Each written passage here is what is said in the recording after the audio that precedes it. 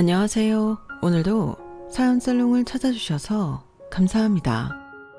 저는 내년이면 마흔이 되는 10살 아들을 홀로 키우고 있는 워킹맘입니다. 4년 전에 친정엄마를 잃고 제 인생은 180도 달라졌어요. 정말 많은 일들이 준비할 시간도 없이 한꺼번에 일어났는데 그때는 너무 힘들어서 모든 걸 다 포기하고 싶기도 했었죠. 저는 제가 고등학교 때 사고로 먼저 아빠를 잃은 슬픔이 있었거든요. 그리고 엄마까지 몰랐던 병으로 잃고 보니 아무리 어른이어도 제가 고아가 된 기분이 들었는데 동상이몽이라고 너무 슬프고 힘든 저와 달리 땅 꿍꿍이만 품는 남편과 시댁 식구들에게 오만 정이 떨어졌거든요. 아시는 분들은 아실 테지만 가족을 잃은 슬픔도 많은 가운데 처리해야 할 일이 많잖아요. 솔직히 그땐 무슨 정신으로 그 일들을 모두 처리했는지 기억도 잘 나지 않는데요. 친정엄마의 장례식이 끝난 후 저는 심한 무기력과 우울증을 앓게 되었어요. 그 정도가 얼마나 심했냐면 밤에는 잠을 자지 못했고 아침엔 일어나지 못했으며 회사에서도 실수를 많이 해 도저히 일상생활이 이루어지지 않았죠. 그래서 회사에 더는 피해를 줄 수 없어 직장생활 처음으로 병가를 낼 수밖에 없었는데 그렇게 한 1년 정도 쉬려고 했지만 그것도 제 뜻대로 되지 않았어요. 가족이라 여겼던 사람들이 아픈 저를 배려할 생각이 전혀 없었거든요. 그리고 친정엄마가 돌아가시고 남긴 재산에 침을 흘리며 저를 압박하고 괴롭혔는데 그때부터 그들은 제 가족이 아니었어요. 아무리 돈 앞에서는 인정사정 봐주지 않는다고 하지만 자기 돈도 아닌데 어떻게 그런 욕심을 보일 수 있는 건지 시간이 많이 지난 지금도 저는 이해할 수 없습니다. 그러니 그때 제가 할 수 있는 선택은 이혼밖에 없었고 지금도 그 선택에는 후회가 없는데요. 사랑 감정이 시간이 지나면 흐려진다고 하는데 저는 아직도 저희 엄마의 길만 되면 그 인간들이 저에게 보였던 추악한 욕심이 명치 끝까지 화가 치밀어 오르는 것 같아요. 아무래도 몇 년 동안 가족이라고 생각했던 사람들로부터 느꼈던 배신감 때문인 것 같은데 이곳 사연살롱 채널의 사연 중에서도 비슷한 얘기들이 있더라고요. 그래서 이번 기회에 저도 용기를 내서 제가 겪었던 일들을 하소연하듯 이야기하고 싶은 심정인데 부디 제 이야기 잘 들어주시고 앞으로 힘내서 잘 살라고 따뜻한 응원도 많이 부탁드립니다. 그럼 제 이야기를 바로 시작해 볼게요.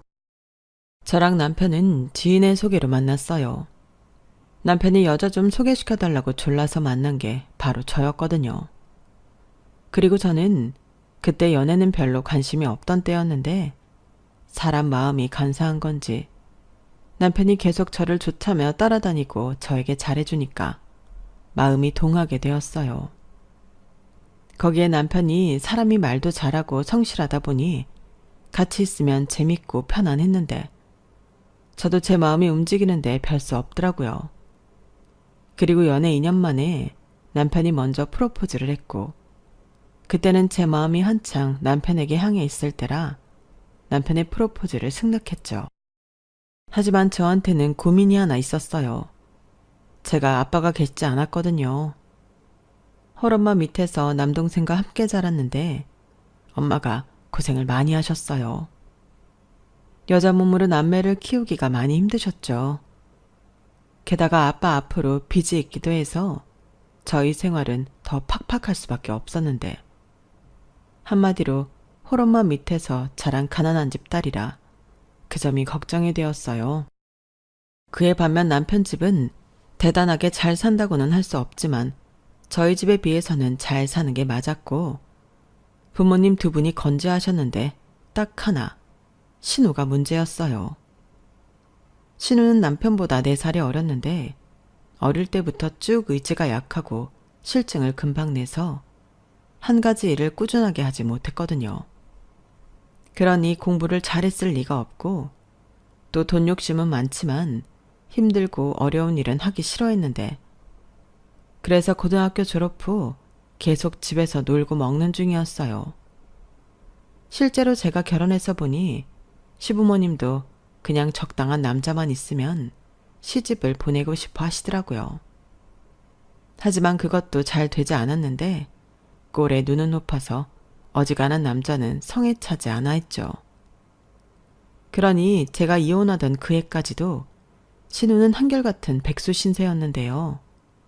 그것 말고는 그 집은 그럭저럭 평범한 집이었어요. 그렇다 보니 시어머니는 제가 처음 결혼 허락을 받으러 시댁을 찾았을 때 저를 썩 마음에 들어하지 않으셨는데 그래도 자기 아들이 제가 좋다고 하니까 어쩔 수 없어서 허락을 해주었어요. 단 한 가지 약속을 하라고 조건을 걸긴 하셨죠. 저기 서운하게 생각할 수도 있는데 나도 어쩔 수 없이 허락하는 결혼이니까 이 점은 아가씨가 서운해도 꼭 약속을 해줬으면 좋겠어요. 나는 내 아들이 장인 없다고 장모 뒷수발 드는 꼴은 못 봅니다.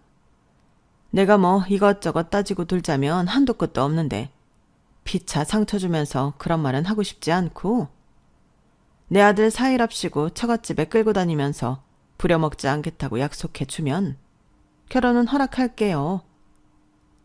이렇게 시어머니는 결혼도 하기 전부터 남편이 저희 친정에 신경 쓰고 불려다닐까 걱정이 많으셨는데 기분은 좋았다고 할 수는 없지만 그때 당시로 저는 시어머니 입장도 이해가 가긴 했어요. 그리고 그럴 마음은 저도 저희 엄마도 추워도 없었기 때문에 일체의 망설임도 없이 그러겠다고 그 자리에서 바로 약속을 해버렸는데 시어머니는 그럼 됐다며 마치 자기가 쿨한 시어머니라도 되는 듯 저희 결혼을 허락해 주셨죠. 사실 실상은 그렇게 쿨하지도 못했는데 상견례 때 시어머니는 요즘 세상을 들먹이며 양과 똑같이 돈을 내자고 하시는 분이셨어요. 그래서 저희 엄마가 그럼 얼마를 생각하시냐고 물었는데 자기들은 5천만 원 생각한다며 어깨를 으쓱 하시더라고요. 뭐 5천만 원도 적은 돈은 아닌 건 맞는데 저랑 친정엄마는 하도 그러시길래 한 1억 원 내놓으시라고 저러시는 건가? 걱정을 많이 했어요. 하지만 저희 엄마도 그 정도는 생각하고 있던 액수라며 알겠다고 하셨고 시어머니는 천만다행이라며 박수까지 치면서 좋아하셨는데 그때는 왜 사람을 제대로 보지 못했을까? 과거에 제 자신이 싫어지네요. 아무튼 상견례까지 그렇게 마무리하고 저와 남편은 양가에서 5천만 원씩 총 1억을 지원받아 아주 풍족하진 않았어도 부족함 없이 결혼 생활을 시작할 수 있었는데 인정할 건 인정하자면 제 인생에서 그때가 가장 행복했어요. 앞서 말씀드렸듯 저는 아빠 없이 자라서 결혼 생활에 대한 로망이 있었거든요. 나는 엄마랑 달리 남편과 아들을 낳고 화목하게 오손도손 잘 살고 싶었는데 결혼을 하니 그 꿈의 절반이 이미 이루어진 듯한 기분이 들었어요. 그리고 결혼 8개월 만에 아이가 생겼고 그게 지금의 제 사랑스러운 아들인데요. 시부모님도 첫 손주가 아들이라 엄청 좋아하셨어요.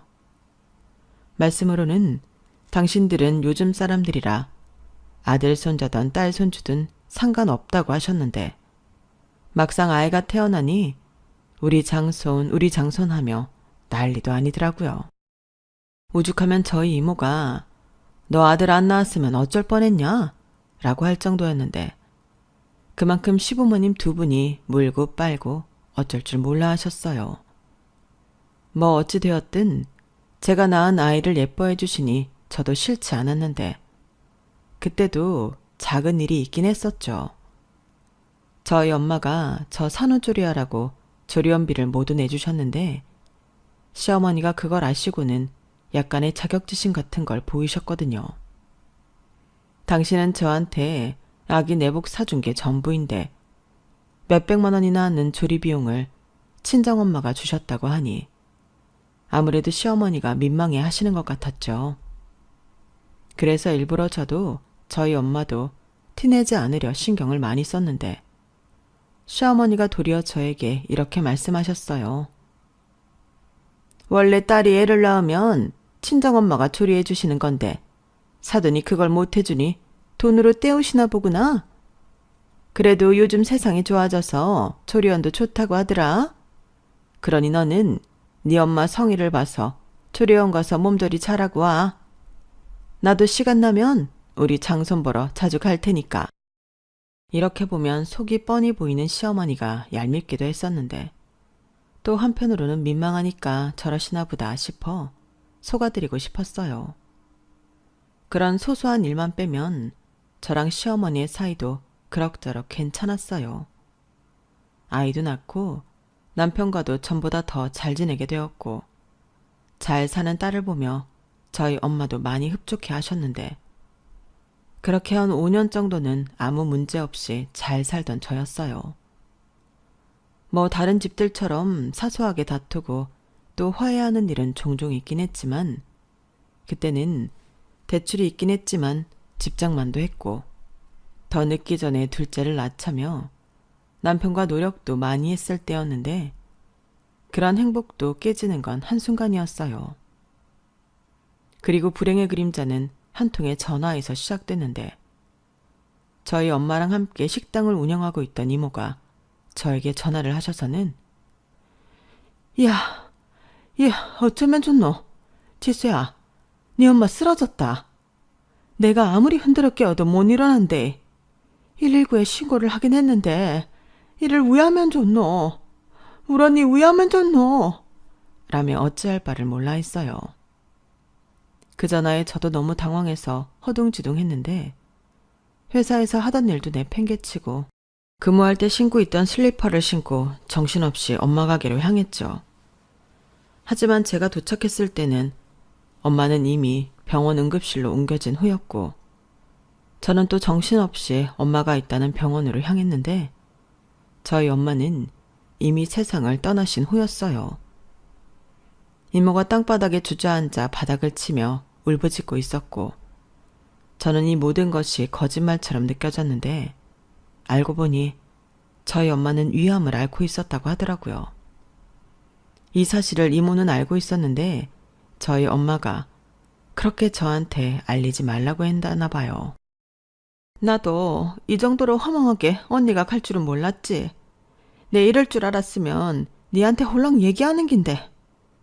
니한테 얘기 안 하는 조건으로다가 치료 잘 받는다고 나랑 약속했거든.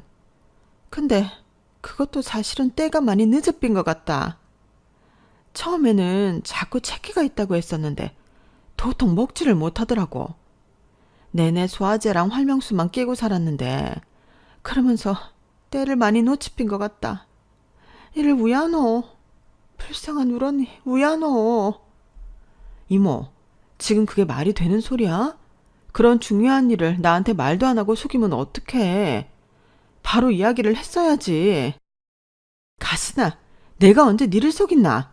그냥 쪼까 말을 안 했을 뿐이지. 니도 니 엄마 성격 모르나? 한번 자기 입으로 내뱉은 말은 죽어도 빠꾸 하는 법이 없는데 그럼 나들 어쩌라고? 너한테 얘기하면 그날부로 병원도 안 가고 치료도 안 받는다고 협박을 했었는데 내라고 뭐 별 수 있나? 나도 우리 언니 살리는 게 먼저지. 이렇게 하루아침에 일을 치를 줄은 나도 몰랐지. 몰라. 그래도 어떻게 나한테 이러냐고. 난 그런 줄도 모르고 나는 엄마가 평생 내 옆에 있는 줄 알았단 말이야. 그래. 내가 죄인이다. 지수야, 이모가 말 안 한 거 진짜로 미안타. 이건 변명할 것도 없는 사실이다. 진짜 미안타. 이모는 일이 이렇게 될 줄은 꿈에도 몰랐다며 저에게 연신 미안하다고 했어요. 사실 이건 이모가 저에게 미안해야 할 일이 아니었는데 그때는 제가 나쁘게도 원망할 대상이 필요해서 이모를 많이 미워했었죠.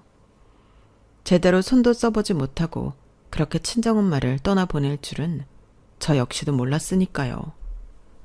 그리고 그 충격은 시간이 지나면 지날수록 더 심해졌는데 그냥 제정신이 아니었어요. 그렇잖아요. 소중한 가족이 한순간에 거짓말처럼 사라진다는 게 도저히 맨정신으로는 받아들일 수 없겠더라고요. 그런 가운데 엄마의 장례식이 진행이 되었고 저보다 뒤늦게 소식을 접한 남동생이 넋이 나가서는 옷도 제대로 갈아입지 못하는데 그런 상황에서도 뭘 자꾸 고르고 선택하라고 하는 건지 저는 너무 힘들었어요.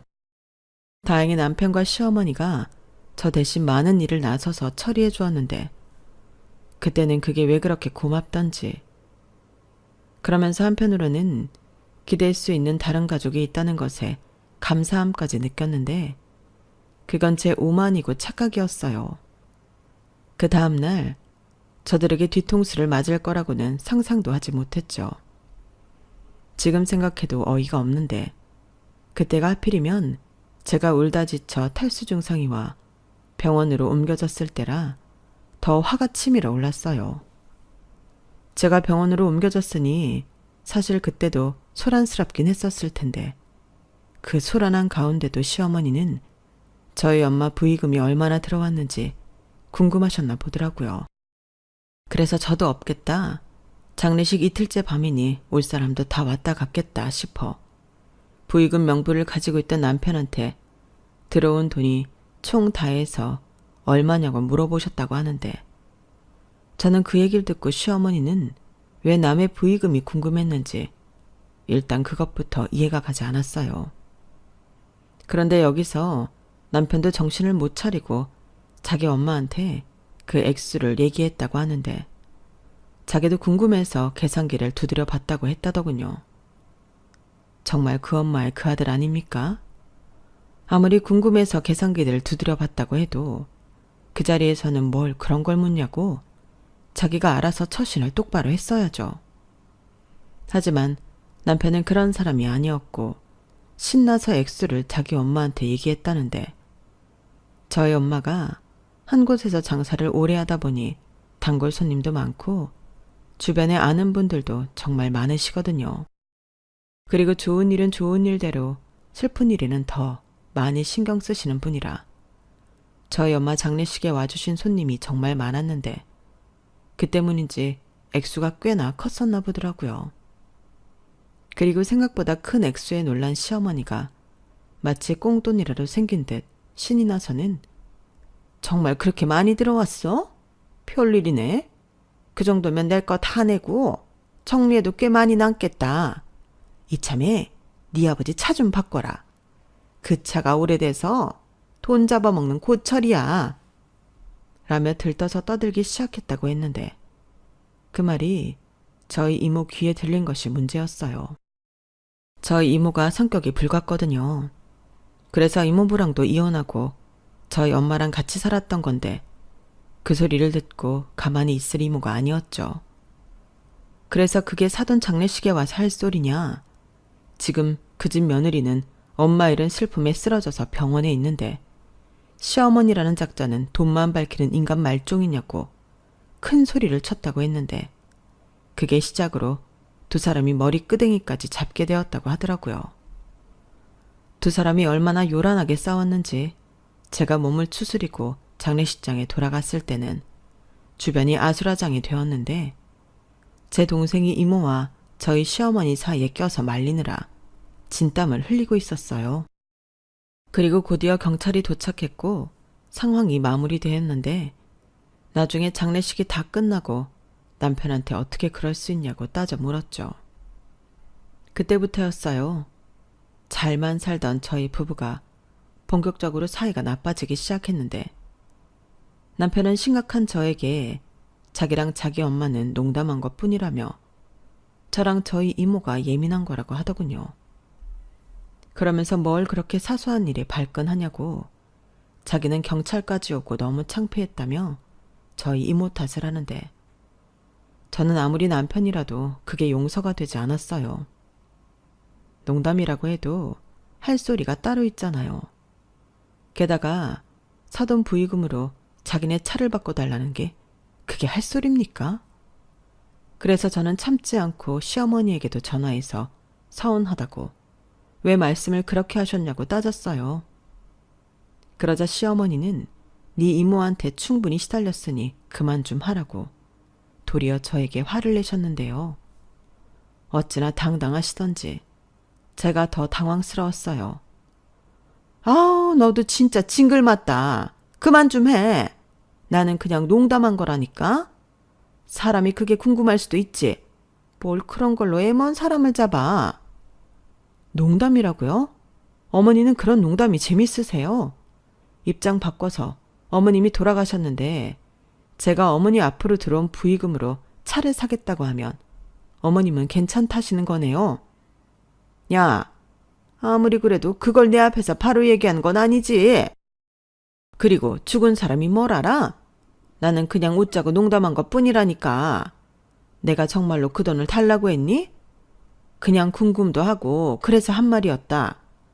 네가 아직 경험이 없어서 잘 모르나 본데 원래 장례식장에서는 웃고 떠들고 농담도 좀 하면서 화기애애하게 있는 거다. 그래야 망자도 마음 편하게 저승으로 갈 수 있는 거야.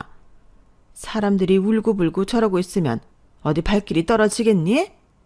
너는 나 알지도 못하면서. 그러니까 엄한 시애미 좀 그만 잡아라. 내가 그렇게 만만하니? 나는 좋은 뜻에서 한 소리였구만. 됐어. 너 또 이런 말로 사람 피곤하게 할 거면 나한테 연락하지 마라. 내가 뭘 어쨌다고 진짜? 시어머니는 정말로 자기가 억울하기라도 한 듯 서둘러 전화를 끊어버리셨어요. 그런 태도의 시어머니를 보며 저는 실망을 하지 않을 수 없었는데 사과할 생각은 털끝만큼도 없어 보이더라고요. 아무리 좋은 뜻이고 농담이라고 할지라도 상대가 불쾌함을 느꼈으면 사과를 해야 하는 게 맞는 거잖아요. 하지만 시어머니는 전혀 그럴 생각이 없어 보였고 남편 역시 뭘 그렇게 집요하게 구냐며 저를 이상한 사람 취급을 하는데 그때부터 우울증이 시작되었어요. 자기들은 그냥 궁금해서 농담한 거라고 바득바득 우기더니 실상은 그게 아니었던 거죠. 그리고 제가 물러날 기미가 보이지 않자 생각을 바꿨는지 시어머니가 저에게 사과를 하셨는데 그러면서 자기가 밥을 해주겠다며 저더러 시댁으로 넘어와서 다 같이 시간을 보내자고 하셨어요. 내가 사과도 할 겸 네 건강도 걱정이 되니까 밥을 한 끼 차리려고 하는데 너 요즘 무슨 상담인지 뭔지 받고 다닌다며. 마음이 허한 것도 다 속이 허해서 그런 거다.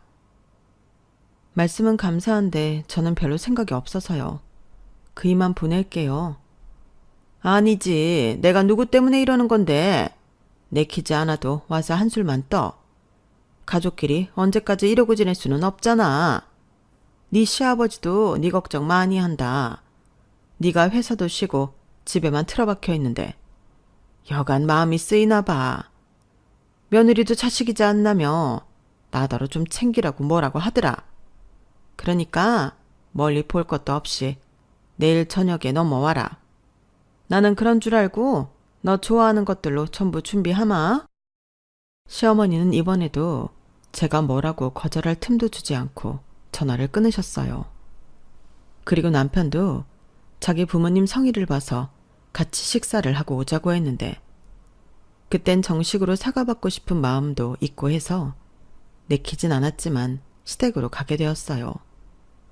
그리고 처음엔 분위기가 꽤 괜찮았는데요. 먼저 시아버님이 저에게 많이 힘들지? 아유, 얼굴이 못 보던 사이에 반쪽이 됐네. 생각 없어도 밥은 거르지 말고 먹어야 한다. 그러다 너까지 큰일 나. 이러시면서 저를 챙겨주셨어요. 그래도 시댁 식구들 중에는 시아버님을 가장 신뢰하던 저였는데 시아버님이 마음을 써주시니 그래도 가족은 가족이구나 하며 네 라고 대답하게 되더라고요.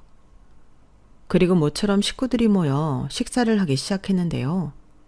시어머니가 정말로 신경을 많이 썼는지 상에는 제가 좋아하는 음식이 많이 있었어요.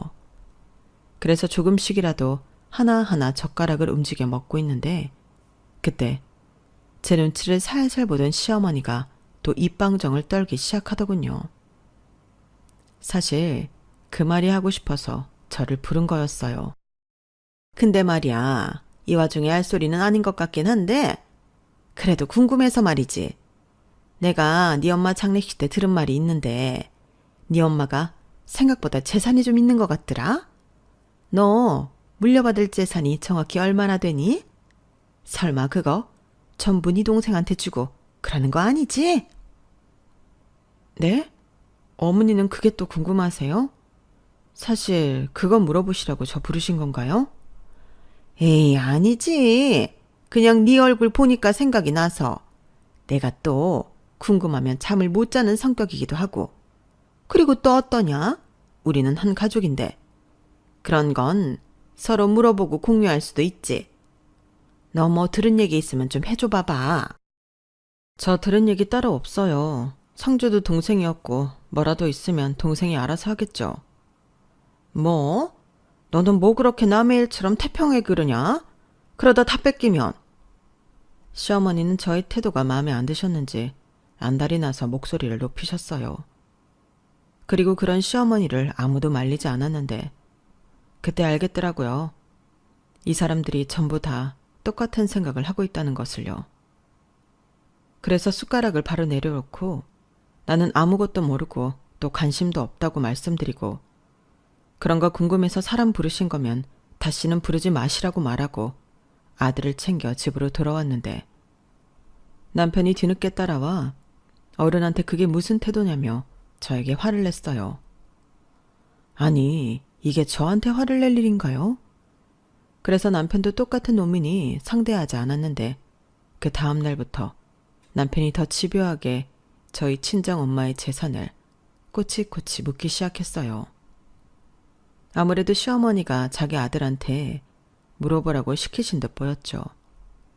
그리고는 시어머니를 비롯한 그 집안 식구들이 저희 엄마 재산을 놓고 상상의 나래를 마구 펼쳤는지 자기들끼리 신나서 저희 엄마 사시는 집 시세까지 알아봤다고 하는데 어이가 없었죠.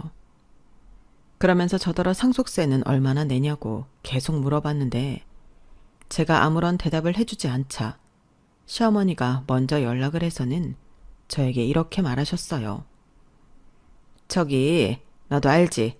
우리 코은이가 계속 집에서 놀잖아. 내가 아무리 생각해도 직업이 없으니까 시집도 못 가는 것 같아. 그래서 고민을 좀 해봤는데 네 엄마 가게 있잖아? 그거 어떡하기로 했니? 우리 고은이가 또 손끝이 야무져서 요리는 제법 하거든. 주인도 없이 그 가게가 잘 굴러가지도 않을 것 같은데 이참에 그 가게 우리 고은이한테 맡기면 어떠니? 고은이도 지 가게 하나만 있으면 좋겠다고 노래를 불러서. 뭐라고요? 지금 엄마 가게를 아가씨한테 넘기라고요? 그게 지금 할 소리세요? 그 가게는 저희 이모가 알아서 할 거니까 꿈도 꾸지 마세요. 너는 내가 뭐라고 했다고 발끈을 해. 그리고 언제 넘기라고 했어. 맡겨보면 어떠냐는 거지. 그 소리가 그 소리죠. 어머니는 제가 말귀도 못 알아채는 바본 줄 아세요? 제발 저희 엄마 재산에 관심 좀 끄세요. 어머, 얘 말하는 것 좀 봐. 너 그러다 네 동생이랑 이모한테 돈 다 뺏긴다? 정말이지 시어머니라는 사람은 머릿속이 온통 돈밖에는 관심이 없는 사람 같았어요.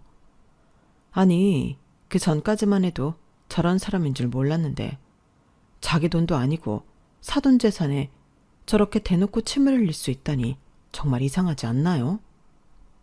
그런데 남편은 이상한 건 자기 엄마가 아니라 저라고 하더군요. 자기 엄마는 제가 너무 힘드니까 도와주려고 하는 것뿐이라며 이제 가족은 이모와 동생이 아닌 자기와 자기 식구들이라고 했는데요. 그러면서 남편도 자기 엄마랑 똑같은 말을 했어요. 솔직히 장모님 돌아가신 지 시간이 이만큼 흘렀는데 왜 유산 상속에 관한 얘기를 안 해? 이건 처남이나 이모님이 꿍꿍이가 있는 거지. 나는 처음부터 이모님이 수상했어. 막말로 이모님은 아무런 권한이 없잖아. 그거 다 뺏기면 우리만 손해인데 왜 자기는 자기 권리를 주장하지 않아? 우리는 그게 답답한 거야. 우리? 그 우리는 누구를 말하는 건데? 왜 또 그래? 말 그대로 우리지. 내가 전에도 얘기했지. 이제 자기 가족은 나랑 우리 식구들이야. 저는 남편의 말을 듣고 헛웃음이 튀어나왔어요.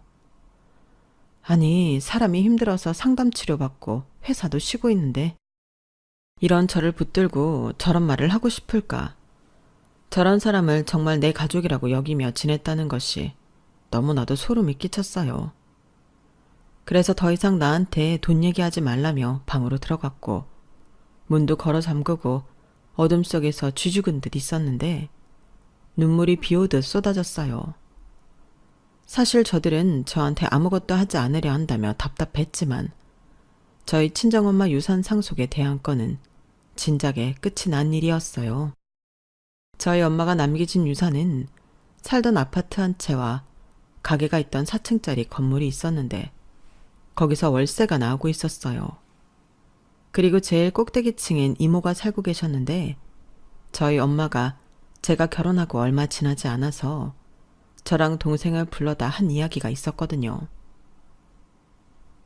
너희들 입장에서는 서운할 수도 있지만 나는 이 가게랑 건물은 혜숙이한테 주고 싶다. 나랑 길거리 장사할 때부터 혜숙이 이모가 같이 했고 내가 월급 준다고 해도 마다한 게 네 이모야. 너희도 어릴 때부터 봐서 알지? 이모 고생 많이 한 거. 사실 엄마 혼자 번 돈도 아닌데 그 돈으로 니들 먹이고 입히고 또 대학 졸업시키고 시집도 보냈으니 내 할 도리는 다 했다. 그러니까 나중에 건물이랑 가게는 이모 앞으로 해줄 거니까 서운해 말어. 그래도 엄마가 이모 앞으로는 큰 거 하나 해줘야 하지 않겠니? 네 이모 불쌍한 사람이야. 부모 복도 없고 남편 복도 없고 그나마 언니라고 내 옆에 붙어있는 건데 이렇게라도 챙겨주고 싶다.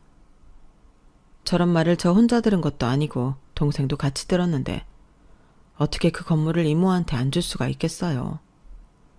이모는 물론 자기는 절대 안 받을 거라고 성화를 부리셨지만 엄마의 마지막 부탁이자 살아생전 유언이라고 말을 하니 마지못해 수락했는데 그때 동생이 먼저 엄마가 지내시던 아파트는 제 앞으로 하는 게 좋겠다고 했어요.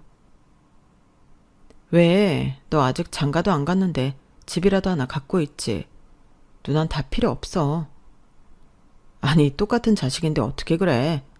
그리고 내가 지금 만나는 여자가 있는 것도 아닌데 무슨 장가야. 그러지 말고 엄마가 쓰던 아파트니까 그건 누나가 해.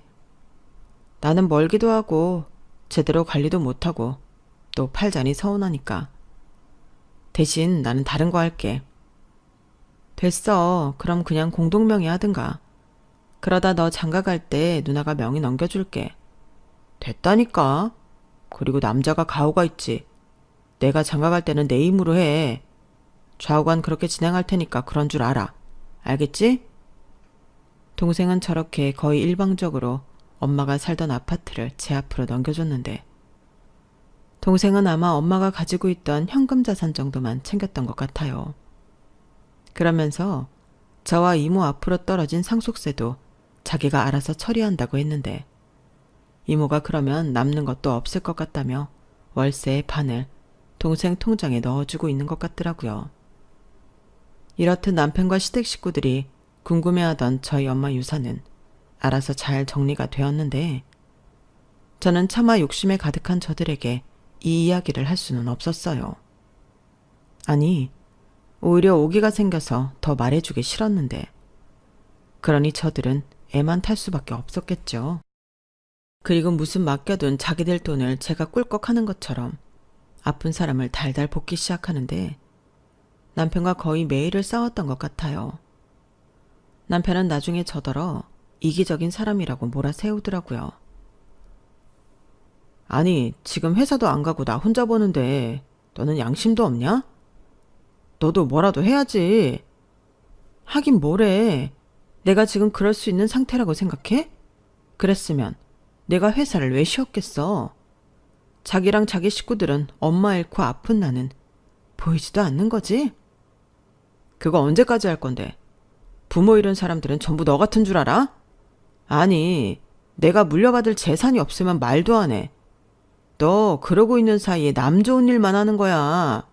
우리가 도와준다고 하는데 왜 그러는 건데? 도와주긴 뭘 도와줘? 사람 아픈데 계속 돈 얘기만 하면서. 자기는 나보다 내가 물려받을 재산이 더 중요하지? 원래 그런 사람이었어? 사람 다 똑같지. 챙길 수 있는 돈 앞에서 가만히 있을 사람이 어딨나? 좌우간 나랑 계속 같이 살려면 이제 아프니 뭐니 그만 청승 떨고 처남한테 당장 연락해. 저는 남편의 말에 대꾸도 하지 않았어요. 그리고 남편 말처럼 남편이랑 계속 같이 살 마음도 그때는 없었는데 저들의 실체를 안 이상 이혼하지 않으면 내가 등신이라는 생각까지 들더군요. 그래서 그 다음 날부터 힘들지만 변호사 사무실을 돌아다니며 상담을 받았고 제가 정신적으로 힘들어서 상담을 며칠에 걸쳐서 진행했는데 제가 이혼을 준비하고 있다는 것도 모르고 시어머니는 이젠 정말 못 참겠다는 듯 저에게 전화를 하셔서는 따지듯 물으셨어요. 나다. 너는 네 동생한테 연락을 하긴 한 거니? 아니면 벌써 네 엄마 재산 다 들고 튄 거 아니야? 너는 도대체 무슨 생각으로 사는 거야? 내 아들은 혼자 힘들게 돈 버는데 너는 미안하지도 않니? 어떻게 너는 그걸 본체만 취할 수가 있어? 내 아들이 그랬다며? 같이 살고 싶으면 사돈총각한테 연락하라고. 그럼 뭔가 신용은 해야지. 신용이요? 제가 분명히 말씀드렸는데요. 저희 엄마 재산에 관심 끝이라고요. 저는 오히려 남의 재산에 궁금해하는 어머님이랑 어머니 아들이 진짜 이해가 안 가요. 남의 돈이라고요. 뭐야? 왜요? 제가 틀린 말 했어요? 남의 돈에 제발 관심 갖지 말라고요. 아이고, 그래 알았다. 치사해서 정말. 그건 그렇다 치고 너는 어떻게 돼 내가 어른한테 말버릇이 그래? 너는 위아래도 없냐? 네 엄마가 그런 건 안 가르쳤나 보지? 하기사. 그러니까 이렇게 남의 돈이니 신경 쓰지 말라고 시애미 앞에서 핏대를 세우겠지. 내가 이래서 너 마음에 안 들었던 거야. 너는 그 돈이 정말 남의 돈이라고 생각하니? 네가 상속자인 이상 그 돈은 이제 우리 집안 돈이지. 내가 내 돈 걱정하는데 네가 뭐라고 나한테 신경을 끄라 말아야. 좋게 말할 때 우리 돈 잘 챙겨서 내 앞에 가지고 와. 내가 좋게 봐주려고 했는데 이제는 안 되겠다. 내가 그동안 말은 안 했어도 네 엄마 암으로 죽었다고 해서 가지고 있던 재산 다 까먹고 죽었을까 봐 걱정을 얼마나 했는 줄 아니? 지금 뭐라고 하셨어요? 말 다 하셨어요? 지금 보니까 제정신이 아닌 건 제가 아니라 어머니시네요. 지금 돈 앞에서 횟가닥 도셨어요. 무슨 그런 말도 안 되는 걱정을 하셨어요. 다 까먹어도 저희 엄마 재산인데 무슨 권리로 그걸 걱정하시냐고요. 저 이혼할 거예요. 이런 말도 안 되는 집안이랑은 연 끊어버릴 거예요. 그럼 아시겠죠? 우리는 남이라는 걸요. 뭐? 이혼? 이혼 같은 소리 하네. 오라.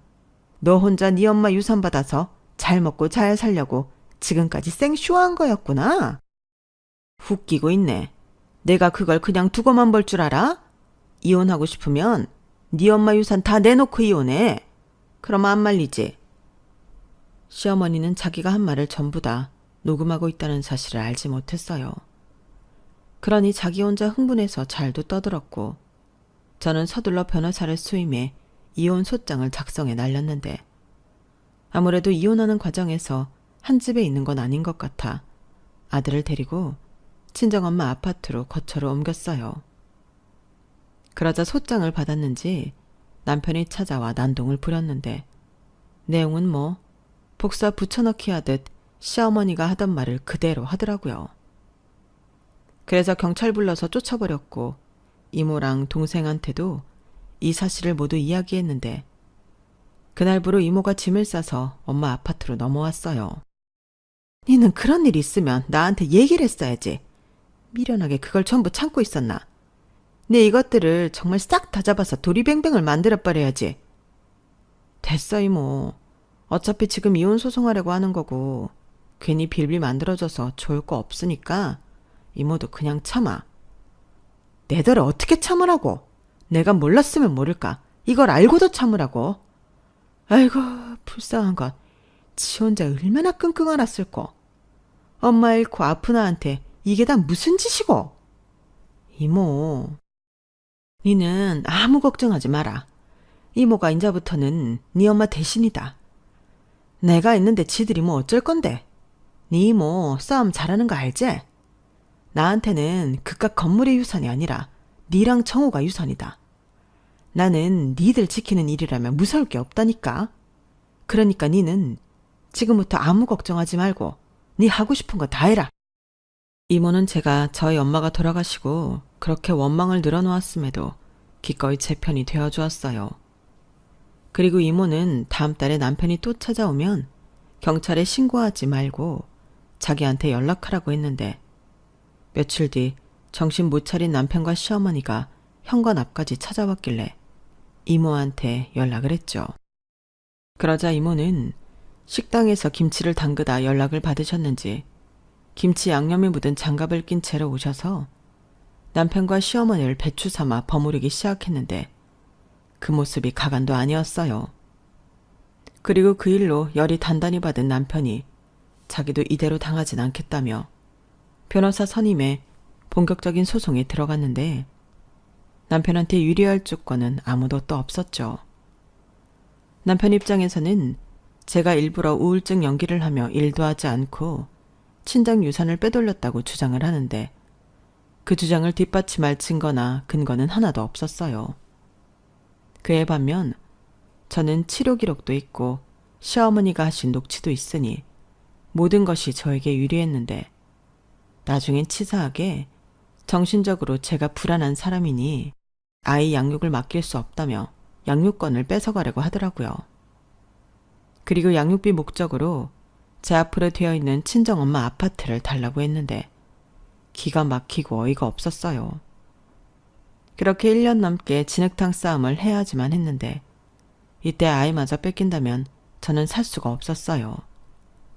그래서 그 어느 때보다 정신을 바짝 차렸는데 저희 측 변호사님도 돈에 미쳐서 사리분간도 못하는 사람들한테 어떻게 아이 양육을 맡길 수 있냐며 아이는 엄마가 돌보는 게 맞다고 제 편을 들어주셨어요. 그리고 제가 친정엄마를 잃은 후에 우울증이 온 거지 정신적으로 불안한 사람이 아니라는 의사 선생님의 소견까지 더해지면서 분위기가 저에게 유리한 쪽으로 흘렀는데 결국엔 긴 싸움 끝에 저의 승소로 이혼 소송은 끝이 났어요. 아이 양육권도 제가 가져오는 걸로 했죠. 게다가 재산도 6대 4로 제가 6이었는데 똑같이 맞벌이를 했고 집안 살림과 육아를 하는 등 결혼 생활 기여도가 높은 점이 인정되어 제가 60%의 재산 분할을 받게 되었어요. 그리고 남편은 아들이 성인이 될 때까지 월 130만 원의 양육비를 지급하라는 명령이 떨어졌는데 자기는 인정할 수 없다며 항소를 하겠다고 하더라고요. 하지만 남편의 항소를 맡아주겠다는 변호사는 없었고 그래도 판결은 확정이 되었는데 저야 어차피 친정엄마 아파트로 거처를 옮겨 아무런 문제가 없었지만 문제는 남편 쪽이었죠. 그 문제에 불씨갔던 신우가 저희 엄마 유산 받을 생각으로 겁도 없이 사채에 손을 댄 것이 터졌어요. 직업이 없으니 신용카드도 없고 은행권에서는 대출도 안 되니 사채 빚을 가져다 쓴 거죠. 그러면서 한다는 소리가 가게를 하려면 배워야 할 것이 많아서 여행 다니면서 맛집을 둘러보고 다녔다고 하는데 그건 핑계고 그냥 사채 빚으로 국내외를 막론하고 여행을 다닌 거죠. 그러면서 이 남자 저 남자랑 어울리면서 방탕한 생활을 했던 건데 나중엔 시아버님 카드와 신분증을 훔쳐서 시아버님 앞으로도 빚을 잔뜩 지게 만들었어요. 나쁜 건 빨리 물든다고 어디서 그런 방법을 알려주는 사람들만 만나고 다닌 것 같더라고요. 그런데 그런 줄도 모르고 저랑 재산 분할을 깔끔하게 한 남편은 자기 본가로 들어가게 되었고 이 날벼락을 자기 부모랑 때려 맞게 된 건데 시아버님은 충격으로 쓰러지셨고 남편이 모든 것을 해결해야 되는 입장이 되었더라고요. 그리고 지푸라기라도 잡는 심정으로 저에게 연락해 한 번만 도와달라고 애걸복걸했는데 제가 그걸 도와줄 리가 없지 않겠어요? 그러자 내내 지나칠 정도로 뻔뻔하고 또 꼿꼿하던 시어머니가 저희 엄마 아파트 현관 앞에서 제발 한 번만 도와달라고 무릎까지 꿇고 비셨는데 그 모습이 참 씁쓸하더군요. 남의 재산에 눈독을 들이다가 잘못 키운 딸 자식 때문에 패가 망신해서 저러고 있는 걸 보니 생각보다 기분이 좋지 않았어요. 하지만 그렇다고 도와줄 마음이 있던 건 아니었는데 제가 모르쇠로 일관하자 나중에는 쌍욕을 하면서 난동을 부리더라고요. 저를 돈에 미쳐서 가족도 버린 사이코라고 했는데 가족을 버리진 않았지만 돈에 미친 사이코는 제가 아니라 시어머니잖아요. 그래서 변호사 사무실에 요청해서 저랑 저희 아들 앞으로 접근 금지 신청을 했어요. 그리고 저희 이모와 제 동생이 나서서 저희 모자를 보호해주고 신경을 많이 써줬는데 영영 포기하지 않으면 어쩌나 걱정했던 것과 달리 3개월 뒤부터는 깜깜무소식이더라고요. 대신 남편한테 들어와야 할 양육비는 예상했던 대로 지금까지 들어오지 않고 있는데요. 이는 차곡차곡 쌓아서 한 방에 청구할 생각입니다. 지금은 그들이 어떻게 살고 있는지 관심도 없을 뿐더러 엮이고 싶지 않은 마음이 가득해서 그깟 돈 때문에 연락하고 싶은 마음이 없는데요. 부디 저를 힘들게 했던 만큼 그들도 가능한 오래오래 힘들었으면 하는 마음입니다. 원래 뿌린 대로 거두는 게 인생사 아닌가요? 그러니 대책 없이 돈만 많은 것도 뚝 닮은 가족이라는 생각 듭니다. 제가 살다 신우덕을 이렇게 볼 줄은 몰랐거든요. 저를 도와주려고 사고친 건 당연히 아니겠지만 잘못 키운 동생이자 딸 때문에 고통받고 있을 사람들이 늦게나마 저에게 한 짓을 깨닫고 후회하는 날이 있었으면 좋겠어요. 그리고 저런 인간들과 연을 끄는 것이 제가 제 아들에게 가장 잘한 일인 것 같긴 한데 앞으로는 더욱더 열심히 아들아이를 키울 생각이에요. 돈에 미쳐서 사리분별 못하면 어떻게 되는지 다른 건 몰라도 그것만큼은 꼭 가르치려고요. 거기에 아울러 세상은 돈이 전부가 아니고 돈보다 값진 것도 많다는 걸 가르치고 싶은데 저도 저희 아들도 저희 엄마가 그랬듯 돈하고 상관없이 베푸는 삶을 살아갈 생각입니다. 엄마랑은 갑자기 이별하여 지금도 너무 그립고 보고 싶은 마음뿐이지만 엄마의 뜻을 이어 산다면 그 마음을 조금이나마 대신할 수 있을 것 같거든요. 그리고 아마도 하늘에서 엄마도 대견해 하실 것만 같은데 엄마가 걱정하지 않고 하늘에서 편히 있을 수 있도록 엄마가 챙기던 사람들을 제가 챙기며 살아가려고요. 거기에 이모 말처럼 이젠 이모를 엄마 대신이라고 생각하고 못다한 효도를 해볼 생각인데 아직까지는 효도는커녕 이모한테 받는 게 더 많은 저이지만 언젠가는 저도 효도다운 효도를 하는 날이 오지 않을까 생각합니다. 그러면 하늘에 계신 저희 엄마도 분명 잘했다고 칭찬해 주시겠죠? 저는 앞으로도 지금처럼 엄마가 살던 집에서 아들과 계속 살 생각이에요. 나중에 아들은 커서 이 집을 떠날 수도 있겠지만 저는 계속 남아 살려고요. 저희 엄마가 이 아파트를 사고 참 좋아하셨거든요.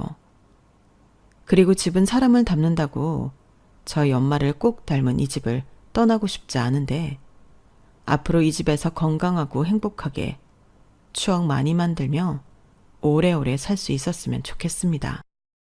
이상 제 이야기는 여기까지입니다. 막상 글로 지난 날을 회상해보니 어떻게 저런 사람들이랑 며칠도 아닌 몇 년을 살았을까 소름이 끼칠 정도인데 이래서 귀신보다 사람이 더 무섭다고 하나 봐요. 분명 세상엔 좋은 사람들도 많을 텐데 앞으로 남은 날에는 좋은 사람을 더 많이 만날 수 있는 인생이길 소망하며 저는 이만 마지막 인사를 드릴게요. 지금까지 제 사연 들어주셔서 감사드리고요.